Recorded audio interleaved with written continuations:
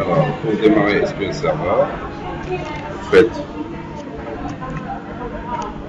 démarrer, vous allez trouver SQL Server Management Studio, vous allez sur tous les programmes, vous cherchez Microsoft SQL Server. Moi j'ai SQL Server la version 2008.2. OK, et vous choisissez SQL Server Management Studio. Vous cliquez. Je reprends.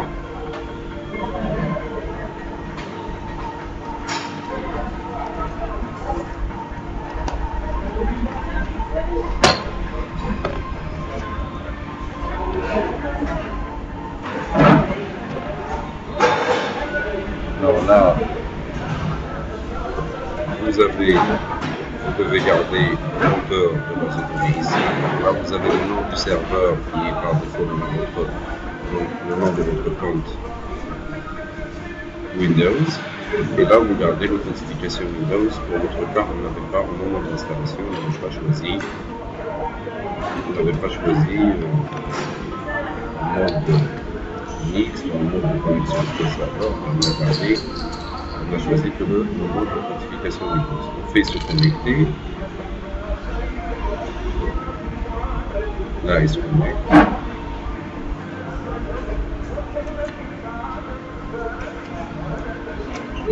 Vous avez trouvé un explorateur d'objets à gauche. Ici, c'est le nom de notre serveur. Et là, vous allez trouver base de données. Alors, notre objectif aujourd'hui, c'est de créer une nouvelle base de données. Alors, pour créer une nouvelle base de données, voilà, vous trouverez ici autre chose qui ne vous intéresse pas pour le moment. Ce qui vous intéresse, c'est de créer une nouvelle base de données. Vous allez sur base de données ici, vous faites touche droite et vous faites nouvelle base de données.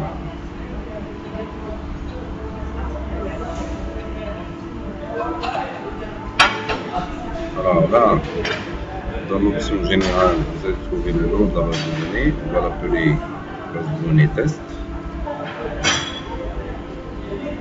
Ici, vous avez le propriétaire par défaut. On va le garder pour le moment. Et ici, vous avez la liste de deux fichiers qui est le fichier de définition de données et le fichier load qui seront, on les verra après, qui serviront à l'import, l'export de données et à la copie de votre base de données si vous voulez le déplacer ailleurs. Alors, on fait OK.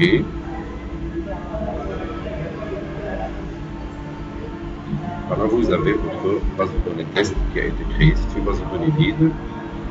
Vous allez trouver le schéma de base de données ici. Vous allez trouver les tables, les vues et autres. Alors, si je veux créer une nouvelle table, je clique sur table. Et là, ici, je fais touche droite. Et je fais nouvelle table. Ici, vous avez la table, une table qui s'appelle dbo.table1 qui a été créée. Et là, vous avez le nom de la colonne et le type de données. On commence par le nom de la colonne, par exemple, nous, on veut créer une table étudiant, on fait new E, qui sera la clé primaire. Ici, on choisit le type de données.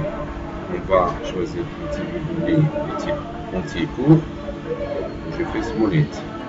Ici, si je double-clique ici, j'ai la partie autoriser la valeur nulle. Puisque c'est une clé primaire, on n'autorisera pas le nul. Le nul, ça veut dire qu'on peut laisser la valeur du champ vide. Je crée un deuxième champ, juste pour l'exercice, et je fais nom E. Alors, le nom de l'étudiant, je vais choisir un caractère variable ici. Et je choisirai une taille commune et encore plus grande. Je prendrai la taille de 107. Alors, si je veux définir une clé primaire pour cette table, je sélectionne le champ num1 qui sera ma clé primaire et je clique sur la clé ici. Vous voyez, si vous mettez la souris dessus, vous allez trouver définir la clé primaire. Vous allez remarquer que autoriser la valeur nulle, il est décoché automatiquement puisque la clé primaire ne peut pas contenir de valeur nulle. Et moi, je vais décocher aussi le nom qui sera obligatoire. Si je veux enregistrer ma table, je clique ici. Il me donne un nom par défaut qui est table 1, je l'appellerai la table étudiant. Et je fais OK. Là, j'ai créé ma première table. Donc, je ferme.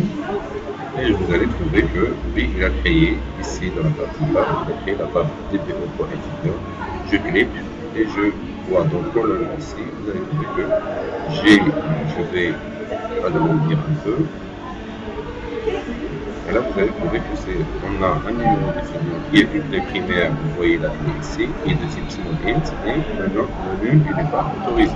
Le nom, qui est un caractère variable sur 250, et qui est aussi non nul.